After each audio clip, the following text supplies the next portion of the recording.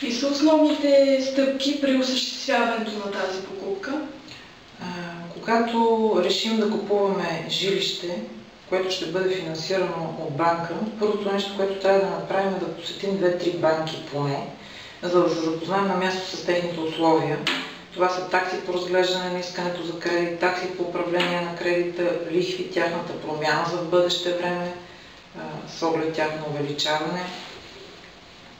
Когато се спрем на банка, чието условия са най-приемливи за нас, следва да започнем да договаряме с тази банка размери и условията, при които ще ни бъде отпуснат този кредит. Банката обикновено изисква документи, с които да удостоверим нашия доход.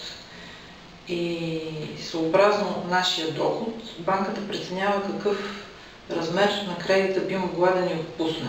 Когато имаме едно предварително съгласие за отпускане на 300 000 евро, примерно, тогава вече знаеме какво жилище да търсиме, каква част следва да финансираме ние и така нататък.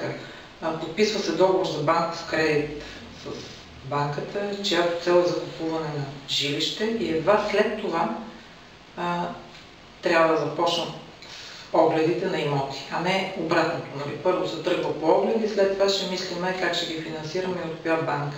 Това е грешна процедура.